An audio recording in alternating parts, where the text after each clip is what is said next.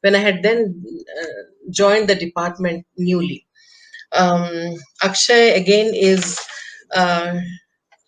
interested in yes, Bhakti archives in India, English in India, colonial historiography, and gender and sexualities. I think that your work for PhD, Akshay, was on gender and sexualities. That is what I remember from earlier days, Akshay. And after Akshay, we have Dr. Urmishri Vedamanta, who is talking on a family woman writer writes her devotional self, figuring Brindavati Dasi in Bhakti rhetoric. Again, a very, very important person in the whole Bhakti movement. Dr. Urmishri, is in the Department of English, Ravenshaw College. Um, Her interest is in historical corpus, textual criticism, and current research is on Sarala Mahabharata and the 21st century reader. So as you can see, we have very interesting papers lined up, and it's almost time for the first presenter to begin. May I invite Professor Priyadarshi Patnaik to begin his presentation. Professor Patnaik. Thank you all. Thank you. So, thank you, Professor Misra. Thank you, Siddharth. Thanks to all of you for giving me an opportunity to get back to something which I had been doing for a long time and stopped doing almost 11 years back. So maybe it's a good time to begin all over again under these current circumstances. And my special thanks to Siddharth for getting me back into these all over again. What I'm going to share with you, friends, is incomplete, and I would love to have inputs so that I can meaningfully take this forward along with you and can make it a very meaningful journey in an area which I believe is fairly significant in the context of Bhakti tradition, as well as the tradition of a specific kind of poems. So I will move on to my presentation. Just give me a moment. Okay.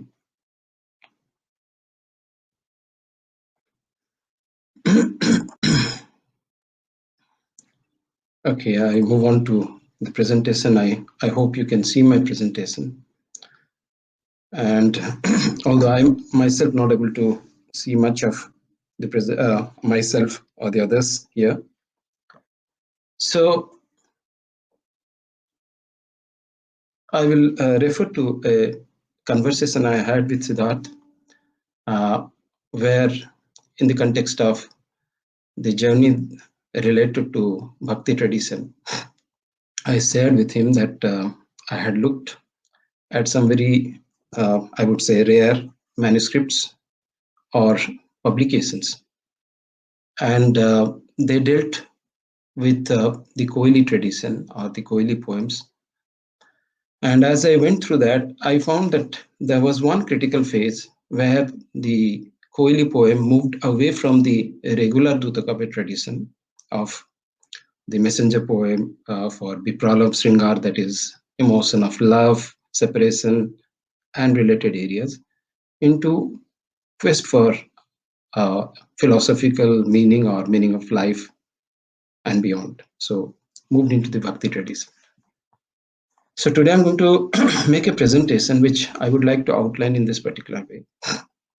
That I will start by very briefly giving an exposition of the dutakavya, the Sandesa Kavya tradition, then the characteristics of dutas, then the Koili as a Koili or the cuckoo as a duta or a messenger, and a quick look at some of the Koili poems that I could collect.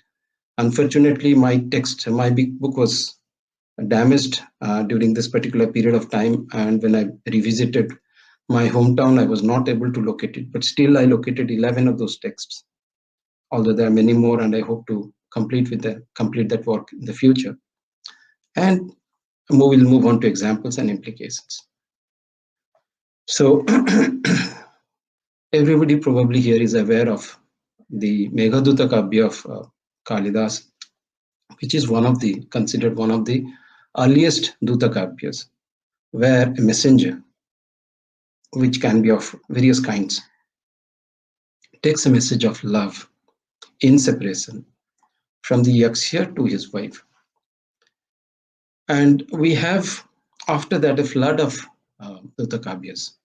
So a recent calculation tells us that there are probably more than 150 or 160 dutakavyas in India, and more than 65 to 70 of them are in Sanskrit. And even today, dutakavyas are being written, some of them with political leanings, some of them ironic, and so forth. So it's usually presented in two parts. There is a hero, his conditions, the route the messenger takes, the description of the route, the destination, the location of the heroine, her state, and the communication of the hero's state to her, and the messenger comes back. So the messenger could be of various kinds. It could be a person, it could be a cloud, it could be bee, it could be a swan, it could be cuckoo, and each of them have their specific attributes. The initial phase, we find it in secular tradition as love in separation, viraha, or in some cases, as we move into some of the other traditions, as well as soka.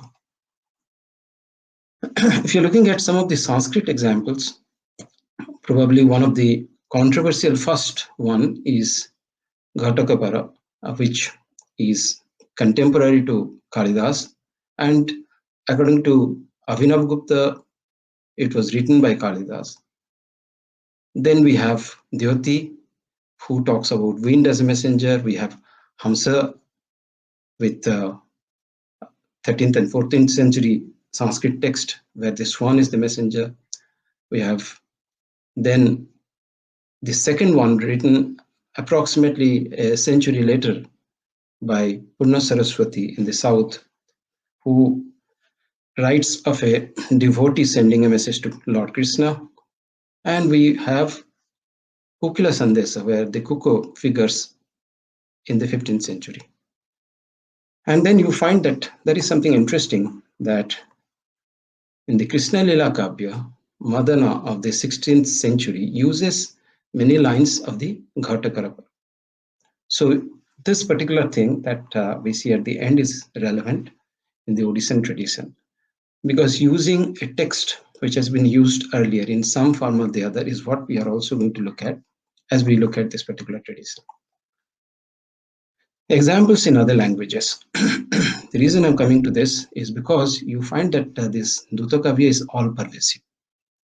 You have it in the Sangam literature, you have it in Tamil, you have the origins of it or something resembling the dutakavya, if not full form dutakavyas, very short ones in Andal, in Devaram poetry. And you have also in the 14th century, Bijan in Kerala, Kukko, and the two messenger poems in Tamil in the 17th and 18th century. So we find that it's a trans-geographical and a trans-cultural genre which pervades the entire India, and also in Sinhalese language also we find it. The thematic range is wide. You have Meghadutam and many of the others in the Sanskrit tradition, which are romantic poems of love in separation.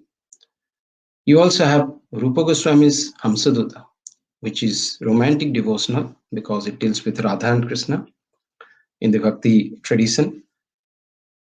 You have devotional purely and with Vatsalya, Mamata, in Keshaba Koili, which is in Odia. You have philosophical dutakavyas like the Artha Koili or the Jnanodaya Koili in Odia in the 15th and 17th century. And you also have Jaina Sandesa Kavyas in Kerala, which are in Sanskrit. The point I would like to make is that the duta can also be the heart of the soul. And this is very interesting because it's not always that the duta is the wind or cloud or even a bird which can move. You have inwardly reflective poems which deal with the concept of duta with address to the heart or to the soul in some of the traditions as well. Finding material on this area has been difficult, so I have done some initial work, and I would love to go ahead and do more work, and I would love to have suggestions from your end as well. But you find that people have explored and tried to find out what is it that made this possible. And the reason we are going into this is because we have a feeling that getting this background is relevant.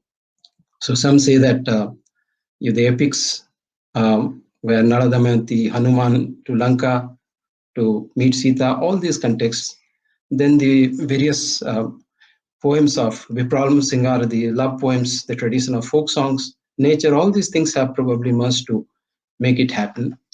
And it has a diversity of features. So duta can be of various kinds. There can be one or many. You are addressing many. It could be man, woman, God, self, soul. It could be secular, devotional, philosophical, political. And you see that the ambiguity that is there in the addressee is something which we will talk about in the context of Odishan poem at a later point of time. Description, natural, geographical location, but later on I would say it deals with inner geographies when we are looking at the Odishan dutakavyas and the Bhakti tradition. So when we start looking at the Koili example, the Koili example is something which in the Odishan tradition, we find the early examples in the 15th, 16th century, and it continues into the 20th century. Wide range of themes, okay, and it seems to be influenced by the Sanskrit as well as other traditions. There is a flow of tradition. There are fundamental questions that we have not been able to answer, although we have raised them. Is it a tradition where one poem influences the other poem? To what extent can we see that? Or is it a tradition which has been very strongly influenced by other traditions, okay, other texts, the degree of intertextual practice? Some of these questions come in as significant. Mostly in the form of Jyotisha, which is a form where you are looking at the alphabets one after the other and alliteration around those alphabets. And in most cases, an apt context is created within which the poem naturally emerges. But there is also in the Odishan tradition a commentary tradition, that is the Tika tradition. If we start looking at the poems which I was able to identify, then I will not go into the details of it. But let me share with you that Keshaba Koili, which is the mother's lamentation, is about parental love and grief, where the mother, Yashoda, is talking to the Koili and asking the Koili to share his grief at the separation from Krishna, who is leaving Vrindavan and moving to Mathura. But then, and Kanta Koili is about a wife's lamentation when Ravana is taking her away, and she's pining for Rama. But the moment we come to the next 3 or 4 points, we have a sudden shift.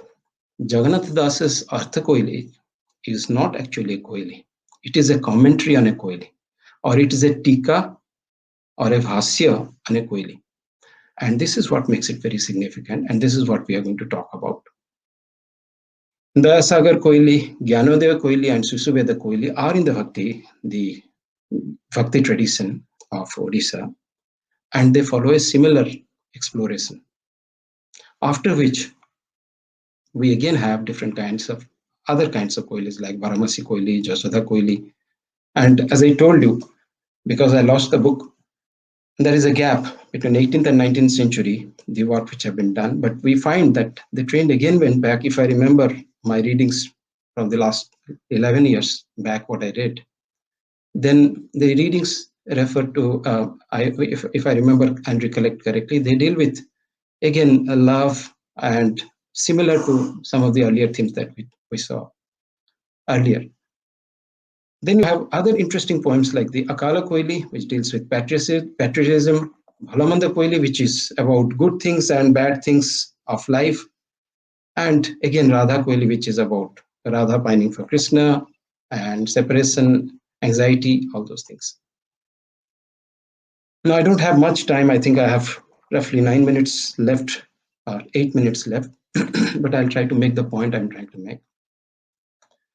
Keshaba Koili deals with the mother's lamentation, how she experiences her son's absence, how her husband experiences her son's absence, their son's absence, how they remember her, and all those things in the Chokdesa format. So here is a translation of the first 4 lines and the Odia text for that as well. But the next one is very, very significant. In Artha Koili, we are being asked to interrogate the simple meaning of Keshaba Koili. Jagannath Dasa's poem is in the form of a conversation between Krishna and Arjuna. And here again, one of the things that we find is that it is again in the tradition of the Gita, where questions are being asked and answers are being given. And Arjuna is not satisfied with the apparent surface meaning of the poem. And he asks, what is the deeper meaning of the poem? And then you realize that the meaning is being reinterpreted at another level. And the various characters have a deeper symbolic connotation as well. So that is what is given. Like, life force is me pervading everything. What is Koili? The cooker, the jiva is the jiva. And the fact that now Gopapura and Vrindavan are empty refers to the body, and the Pinda Brahmanda Tattva of the Odishan Bhakti tradition is something which is expounded through the conversation which goes on. So you find that the apparently simple meaning is transfigured. So if he says that my son hasn't come back, the dense Vrindavan looks beautiful no longer, then the meaning of Vrindavan, and Arjuna says, by dense jiva is meant, O Partha, the body of Gopapura without jiva is no longer beautiful. When abandoned by the ultimate, Parama, the body fell to the ground. And this way you see that there is a different kind of an interpretation. So the text again is provided here, which I have translated to the best of my abilities. But let me contextualize it in a different context, which is in the tradition of the Charja poetry, which was written in a language which is, I would say, pre-Odia, pre-Bengali, and in that particular language, between the 9th and the 11th century AD, these Vajrayani Buddhists, the Sahajayanis, wrote poems which made sense at two different levels. So if you're looking at this Charja poetry, which apparently deals with the mundane domestic life of a daughter-in-law, then you find that the meaning which is embedded is at a different level. So you have that the reference to the tortoise cannot hold the vessel, referring to, in their secret language, to Kumbhaka Samadhi. Then you are talking about the daughter-in-law. So ordinary people cannot regulate and control their breath in the direction of the Sunya or Nirvana, which can only happen through the Kumbhaka Samadhi. Hence, milk cannot be contained and overflows. The tamarind fruit of the mind is eaten up by the Kumbhaka. Be ever wakeful, Yogini. The mind, like an earring, is lost in the night. The senses are asleep. During the day, the senses are awake and must be kept under control. That is cooking rice. At night, in deep meditation, the senses take leave. One achieves freedom. So you find that this Sandhyavasa tradition, which I have briefly referred to, is a Buddhist tradition, is where your language makes sense at multiple layers, at multiple levels. And this is a tradition which was interestingly brought back by Jagannath Das. After that, we have a shift where we have Koili in the Bhakti tradition in the 16th, 17th century. But here there is a total transformation, because the messenger is no longer a messenger. In the Koili poem, Artha Koili, the messenger is no longer a messenger. In the same way, here the messenger is no longer a messenger. very often the messenger is equated, the cuckoo is equated with the dark, ignorant soul, or the dark, ignorant self, the way you put it. And you find that these poems are in the tradition of the awakening of knowledge in the mind of the disciple, and the mind of the disciple is equated with a Koili. So you have the first couple of verses from the Gyanodaya Koili, and Koili, listen to this discourse, why are you so restless? So here the Koili is not taking the message to somebody else. The Koili is taking the message to oneself, and in that sense there is a split within the self between who is speaking, who is listening. And the communication of the message probably is not at the level of just to the ignorant Koili, but the Koili is probably taking it deeper somewhere else. So the mind, I would say not mind, the consciousness is here divided in some sense, or it is layered, and from one layer you move to the different a second layer with the help of the Koilis. So it takes you into a different realm altogether. So what I would like to share, I have another 2 minutes to go. So what I would like to share at the end is that if we focus on this particular tradition, then we have two critical poems. One is the Artha Koili, and the other one are the Bhakti Koilis. There are other Koilis which are very much like the Koilis we have talked about. But if you are looking at these two poems, you find that they take uh, a significant amount of influences from distinctively different contexts. One is from the dutakavya tradition, which is there and which has been innovatively used. And we don't know whether they have borrowed from the Odia tradition, they have borrowed from the Sanskrit tradition, and from the various Bhakti-rich interactions which were taking place at that point of time. But you have Keshaba Koili, where the text itself is deciphered using Sandhavasa, or assuming that it has been written in the Sandhavasa, which is giving it a new twist and shows the Buddhist influence. You have Rupa Goswami's influence on, or a similar, if not, because they are probably contemporary, or Markanda's poem might be a little earlier. You have similar Vatsala Mamata, Bhakti, and devotion mixed. In case of Hamsaduta, it's devotion mixed with love of Radha, but in this case, mother's love. So devotional side. You also have the Tika, the Vastya tradition. You have the tradition of sharing discourse in the form of enquiry and response, in the form of the Gita tradition. We have innumerable books of this kind in all traditions, all languages. And then you have the Charya Gitis or the Sandhya Bhasa used over there. So they kind of converge together in Artha Koili. And later on from there, you see that it takes a different direction and moves on. So if we are looking at the transformations, we have the transformation of the bird from erotic bird to an empathetic messenger in Keshaba Koili, to the life essence, Jiva, to the ignorant self, Jiva in Artha Koili, to ignorant self, Avidya, of the mana, to a lament, from a lament to a quest. And after self discovery, the interesting point that emerges is that what next? When the cuckoo is able to discover itself or go deeper into itself or go beyond itself, then probably the cuckoo disappears. Because if one is immersed in knowledge of sunyata, then the cuckoo is no longer there, because there is shining brightness and the cuckoo dissolves into that. So the dissolution of identity of cuckoo is something which emerges also from this particular tradition.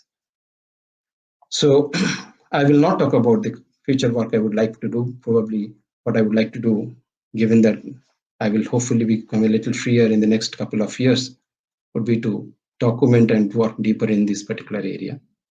So with these words, I would like to thank everybody for giving me this opportunity to come back to a work which had been done more than 11 years back, and with whatever new insights that could emerge from this. Thank you, friends. Much, Professor Patnaik.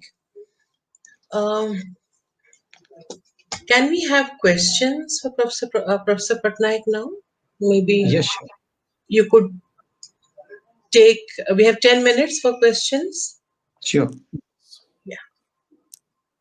More of discussions, more of inputs, rather than questions, because I'm myself in the questioning mode. I mean, that is what I said, that it was a process of self-discovery. My mother and I, we had worked on it for more than 5 to 7 years. Then my mother is no longer with me. So in some sense, I dedicate this work because I'm coming back to this kind of a work after 11 years. And I hope to, we moved far away from literature into various areas of technology. So coming back to it has been wonderful. Yes. I'm glad. Actually, can I? Yeah, I please, have please. a real question about the whole Koili. I mean, do you find Koili as duta or Koili as a mode of self-inquiry in any other Bhakti tradition, or is it Yes. only Odia? No, no. I think I'll share my PPT. That's the idea, so that you can get to see the work I've done. It is there Okay. in many traditions. It is Koili. there in Tamil tradition, especially in the Tamil tradition. It is also there. Uh, Yeah. Not necessarily cuckoo, not necessarily cuckoo, but that is something we'll have to find out. To best of my knowledge, not in that particular format, but the self or the soul is the messenger. So, but not the cuckoo. That I did not find yet. So I'll have to do a little bit more of searching.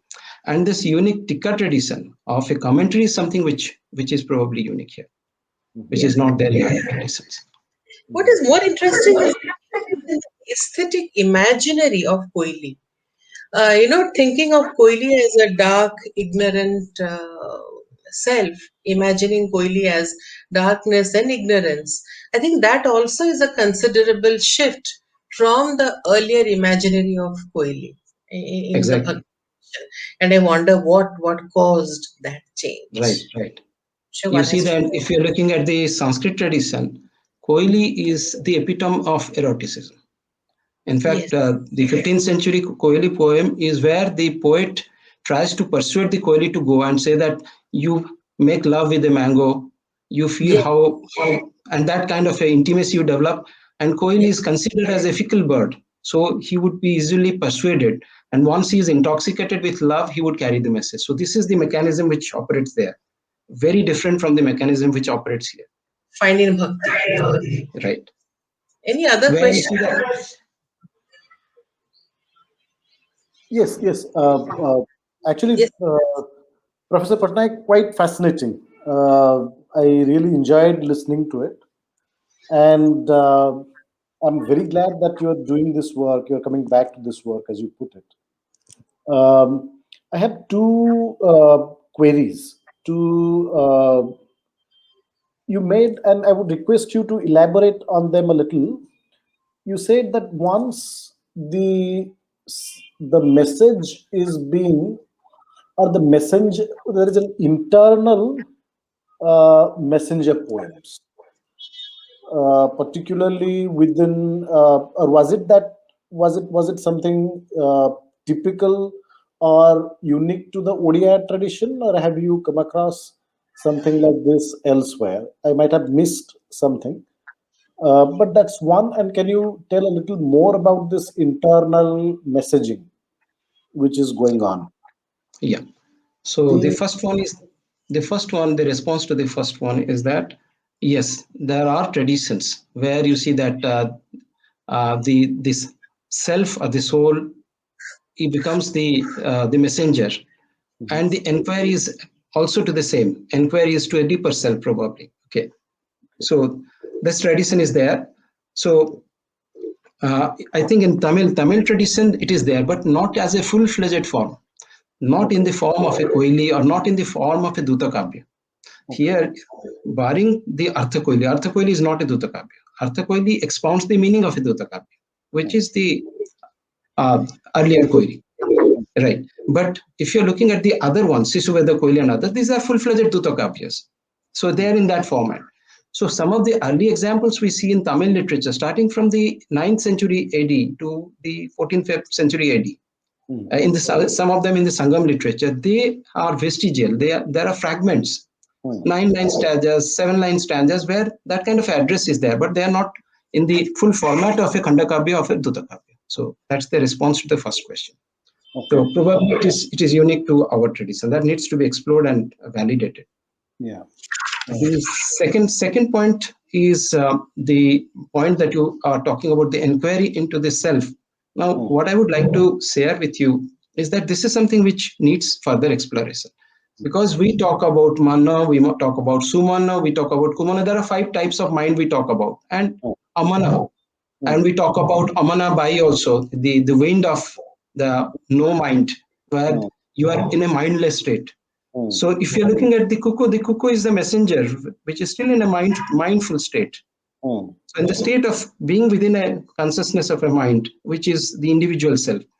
And probably when the message is communicated, then everything dissolves into a form which is deeper than that, which you see that the paradox which is again and again repeated is that you go deeper into yourself in order to expand into totality of space.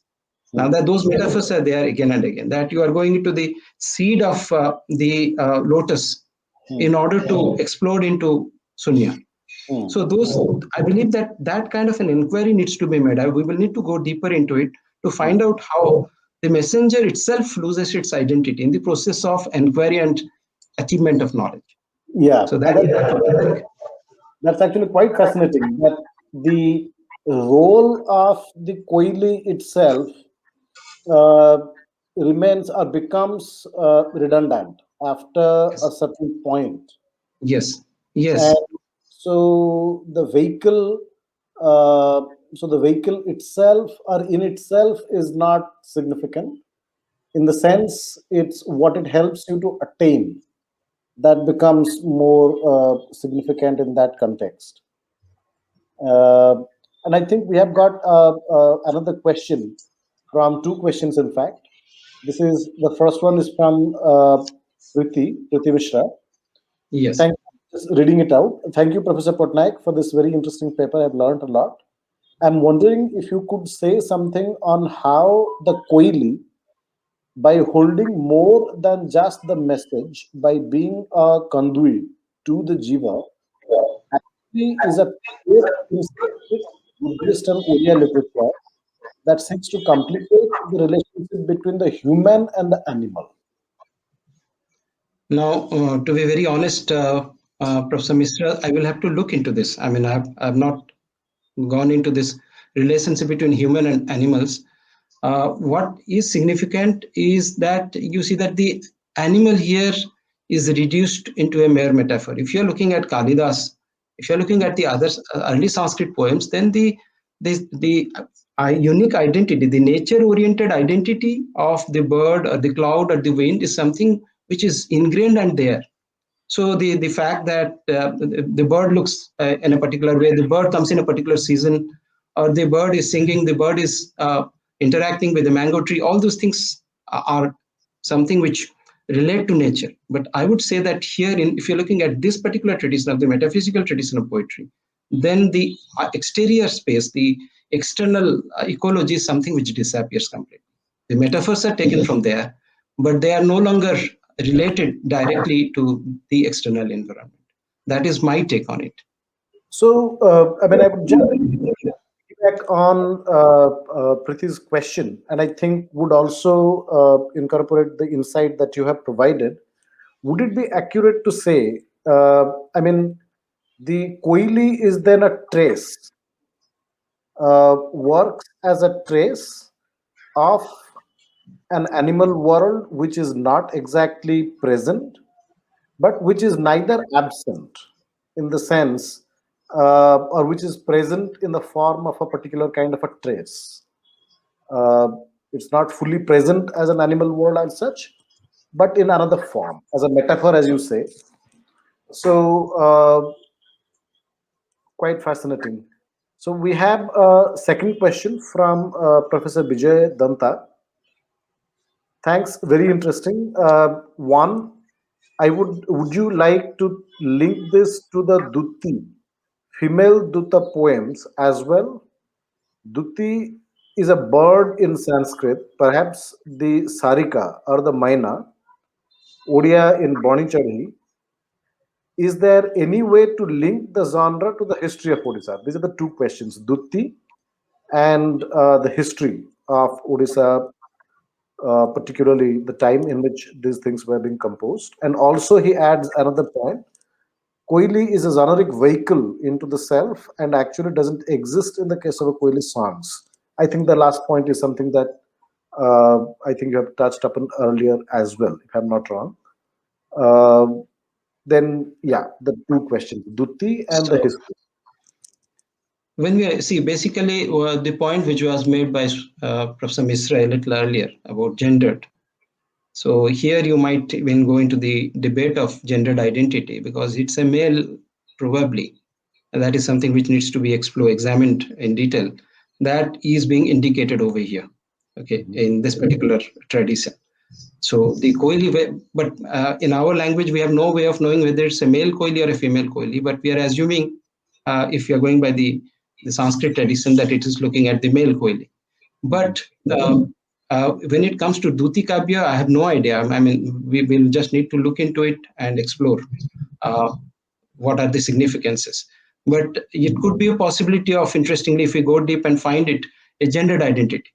We don't know for sure. If it is about the male, so we'll have to go for a close reading of the text to find out whether a male is being addressed or a female. As far as I understand, it is neutral.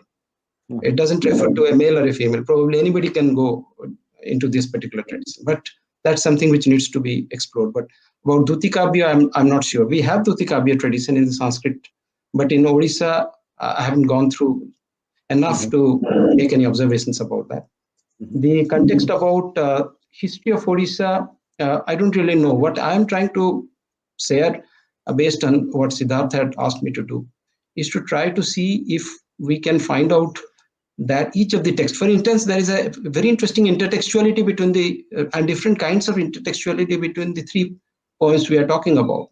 The first poem, Keshaba Koili, and the second poem, Artha Koili, have a very different kind of relationship. And Artha Koili is something which indirectly influences the three or four metaphysical poems which follow that, or the Bhakti poems which follow that. So the relationship between the one embeds the other text, and the second one influences the third, fourth, and fifth text. So the relationship is very different. And at the same time, they take a lot from outside. And it is wrong to say that these are very dynamic and experimental. I wouldn't say that, because after going through the tradition in a pan-Indian context, we find that many experiments of this kind were going on, and the Bhakti poets were experimenters. They were polite experimenters, to quote you. They were experimenters, and they did that without any hesitation. So we have a lot of experimentations there. So It's wonderful, like in the sense that you're saying that what we have here is a kind of a commentary tradition, as you said, and one takes the other leads, kind of are connected to each other across the decades, the centuries. So that itself is a historical evolution which is happening. I do not know yeah, if evolution would be the right term, but there is a tradition, at least the sense of history is present. I would Uh, just like to make one quick observation. Sorry to interrupt you, which is that you see that after the 17th century, this tradition never came back.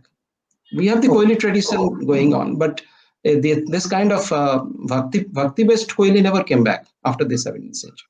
okay. So that in itself is something which needs to be rather interrogated. So yes, we need to examine why it stopped.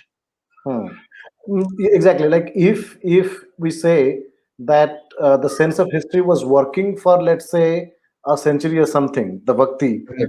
Right. referring back to previous ones and all, why did Yes. that sense of history disappear at a Right. certain? Because we don't find Bhima Bhoi or the Mahima tradition having a Koili poem again, although he wrote exhaustively. Lovely. That's a nice point. And I would like to ask one more question, one more query actually. It's about the last queries that you mentioned that you have in 1908, something Right. where the younger brother is writing uh, Yes. Koili. So the subject or the context has. Do you think the context has undergone a change Yeah. by the time? It has. It's a very interesting thing. What you find in that particular Koili, just refer to the text. Give me just 5 seconds. Sure, sure. Is this was written in Utkal Koili was written in 1908. Okay. and it is probably written to the younger brother. Okay. So there is a famine. There is Akal in Odisha. People are not getting food to eat.